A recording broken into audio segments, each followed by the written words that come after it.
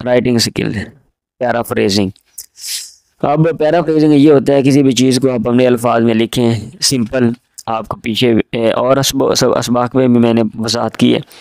Paraphrasing involves, یہ شامل ہے ری رائٹنگ، دوبارہ لکھنا پوئٹس ایکسپریشنز، پوئٹ کے تاثرات اور آئیڈیاز یا خیالات کو ان ونز اون ورڈ اپنے الفاظ میں without changing the original meanings, بغیر تبدیل کرنے کے اوریجنل اصلی میننگس معنی.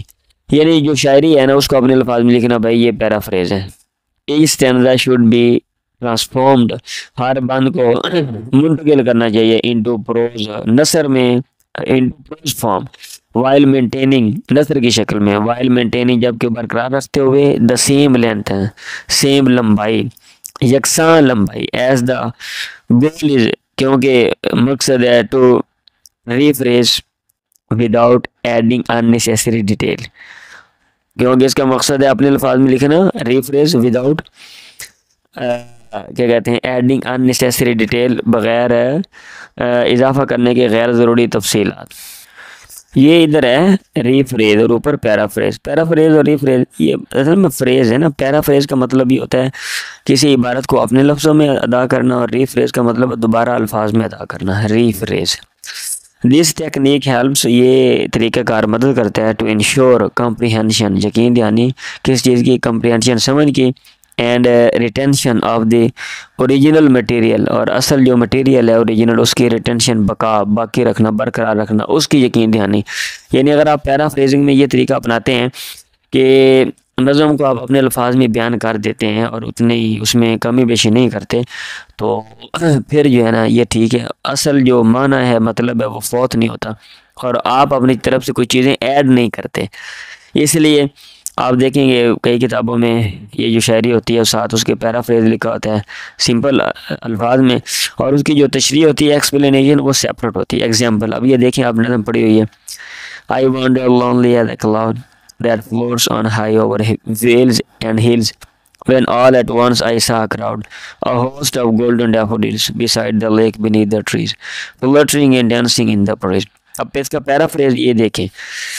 In this stanza the speaker describes، اس بند میں stanza بند میں speaker describes بیان کرتا ہے the feelings of being alone. Being alone تنہا ہونا، تنہا ہونے کے فیلنگز، احساسات، جذبات. کمپیئرنگ himself، اپنا تقابل کرتے ہوئے، ٹو اے کلاؤڈ، ایک بادل سے، ڈرفٹنگ ہائی، جو اوپر تیر رہا ہے، ابو ویلیز، ہائی بلندی پہ، ابو ویلیز وادیوں، اینڈ ہلز پہاڑیوں کے اوپر بلندی پر وہ تیر رہا ہے. وائل وانڈرنگ، اور چکر لگانے کے دوران، وانڈر ادھر ادھر گھومنا پھرنا.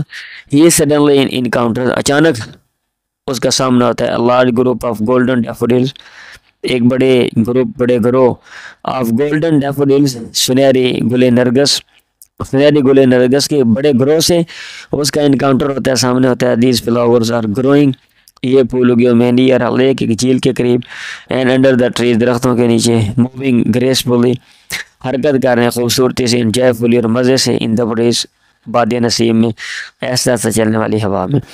Paraphrase the last stanza of the poem, وہ کہتا ہے جو آخری اسٹینزا ہے نا نظم کا، آپ اس کا پیرافریز یعنی اپنے الفاظ میں خود بیان کریں. بھائی پریکٹس کریں، آپ کریں گے تو آپ کو آئے گا. Identify the main ideas and themes within the stanza, شناخت کریں بنیادی خیالات اور تھیمز جو موضوعات ہیں ان کے ود ان دا اسٹینزا، اس سے بند میں.